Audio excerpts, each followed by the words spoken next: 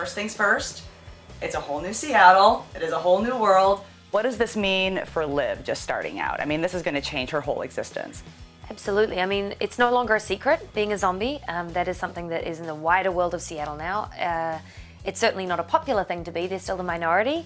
And it's going to be interesting how politically it's handled very differently by different parties.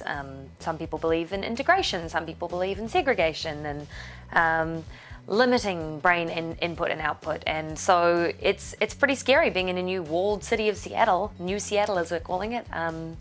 It's a very, very different show in many ways this season. You're not in Seattle anymore.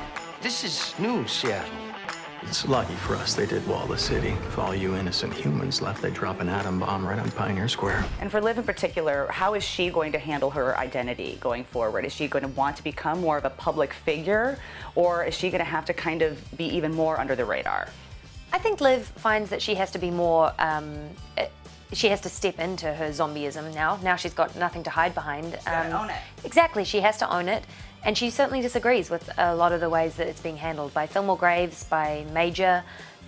So she kind of leans into a public presence in just that she stands up for what she believes in, and I'm proud to play that character. And we saw a little snippet in the season 4 trailer where there's actually a brain factory happening.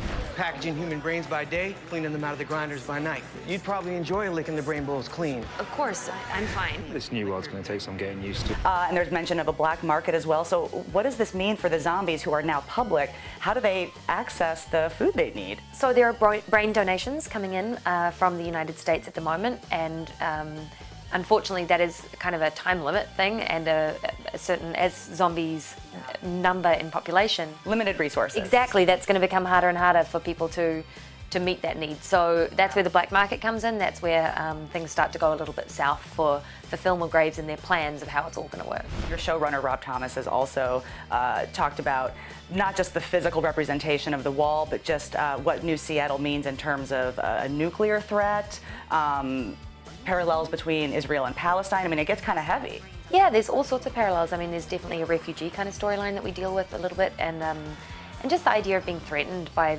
difference and how differently we all handle a situation when we're acting out of fear. How some people want to shut down, some people want to give. So we feel that very much. It does have very strong political overtones, I would say, this season, but it's funny because even though the context is so dramatic and heavy, we actually see so much humour and lightness within each individual character this season. Like Ravi, Major, we see Major on a wrestler's brain, like a sort of WWE style wrestler's brain. It's incredible. And yeah, there's lots of fun brains each week, case of the week stuff. So even though it could be kind of this very dark series, it still has a lot of the humor threaded through. And you touched upon Major briefly. Now, he made a pretty big decision. Our goal here is to prevent the formation of zombie street gangs. And Liv seemed a bit disappointed. Could you maybe touch upon how their dynamic is going to change going forward now that he's gone back? Yeah, Liv and Major definitely, I mean, I think they love each other very much, but like we see in the real world, people who you love can have very, very different opinions politically, and so they really struggle with that. I think he believes in Fillmore Graves, he believes in their mission, and Liv believes in a little bit more nuance, and that it does not have to be as us and them as Fillmore Graves seem to think it is. We read that Ravi is going to be naked for most of the season 4 premiere. Care to elaborate on that? Liv, Clive, to what do we owe the pleasure? Ravi is going to be naked for most of season 4 premiere because he's been working with a personal trainer for the last year, and he's ready to go, you know what I mean?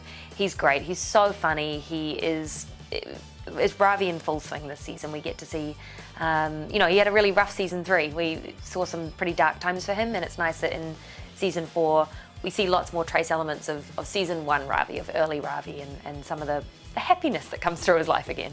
Any fun moments of levity for Liv that you'd like to tease specifically? Absolutely, Liv. Well, one of my favourites is she goes on Ren Fair brain, so she's kind of knight in shining armour style. That's a lot of dialogue. It was the hardest dialogue to learn for the season.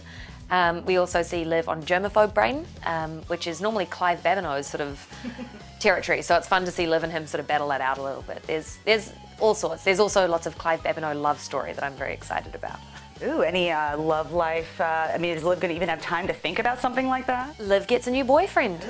Yeah, she has a new boyfriend for some of season 4, and so his name is Levon, and we're very excited about the ship name Liv On, which we're already going for it. We're really plugging it, yeah. Hashtag Liv On.